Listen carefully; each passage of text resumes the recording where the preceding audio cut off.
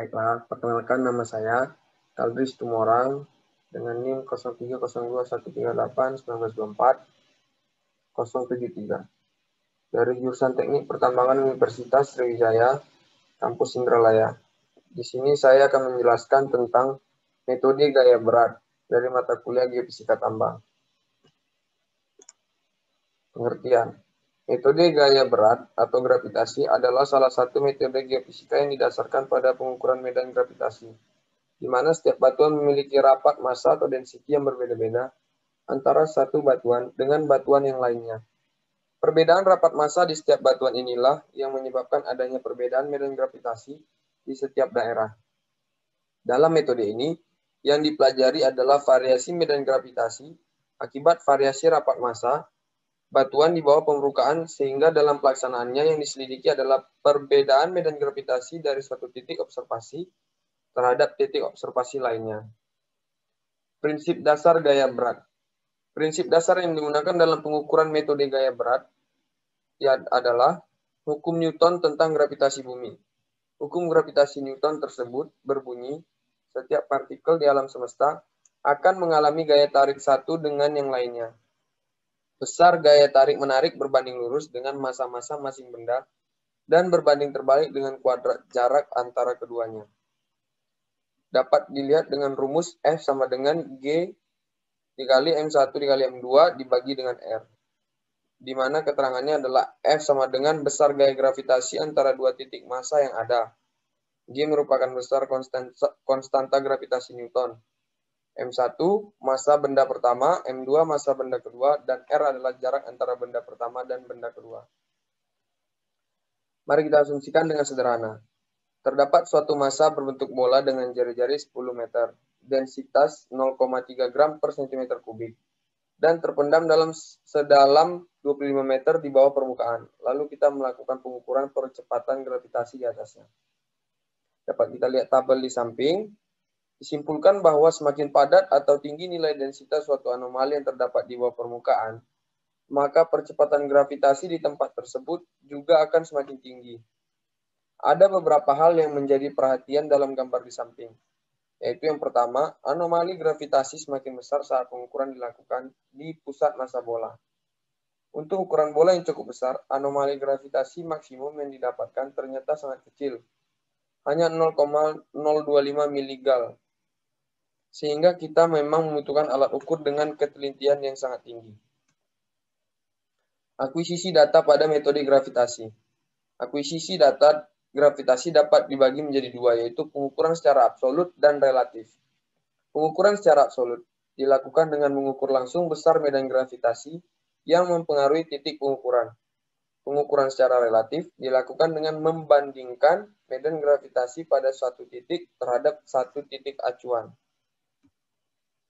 Instrumen yang digunakan pada metode gravitasi ada dua. Yang pertama, Sintrex gravimeter dan Lacoste Rombek Relative Gravimetric. Masuk kita ke pengolahan data. Pengolahan data gravitasi dibagi menjadi dua, yaitu perhitungan gravitasi observasi dan perhitungan gravitasi teoritis. Berikut merupakan flowchart pengolahan data gravitasi. Yang pertama, perhitungan gravitasi observasi. Konversi ke dalam satuan miligal. Angka bacaan di alat harus dikonversikan ke dalam satuan miligal. Dapat kita lihat rumusnya, G ukur sama dengan VIM tambah SB kurang CR dikali FFI. Koreksi feedback. Feedback merupakan besar nilai gaya yang telah dikonversikan menjadi satuan alat yang digunakan agar dapat menghilangkan subjektivitas dalam data tersebut. Koreksi pasang surut. Adanya pengaruh dari matahari dan bulan yang memiliki massa yang besar berakibat pada nilai pengukuran. Pengaruh keduanya dapat mencapai 0,3 miligal.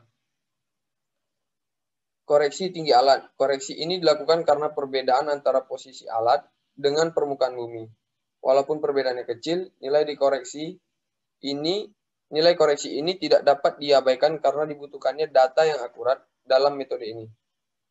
Koreksi drift. Koreksi ini dikarenakan adanya efek penambahan panjang pegas akibat kelelahan dipakai terus-menerus. Koreksi ini dilakukan dengan cara melakukan looping pada titik base.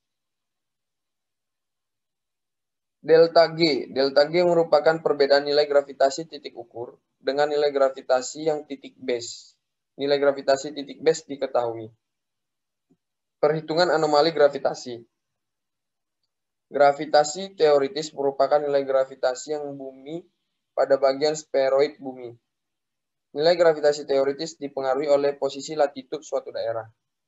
Koreksi free air digunakan untuk koreksi topografi lokasi pengukuran terhadap datum.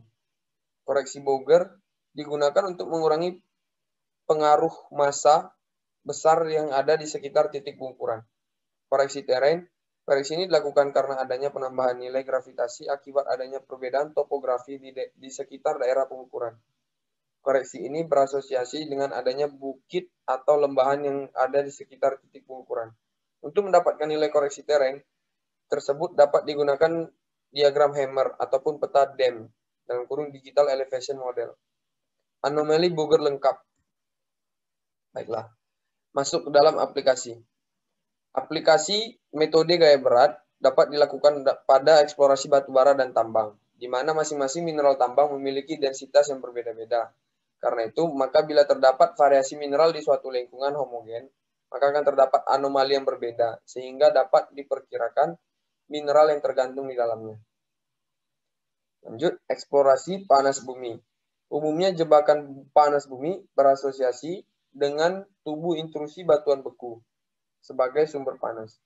Tubuh intrusi batuan inilah yang dapat ditemukan dengan metode gravitasi atau metode gaya berat. Baiklah, sekian presentasi dari saya. Apabila ada kesalahan kata, saya mohon maaf. Terima kasih.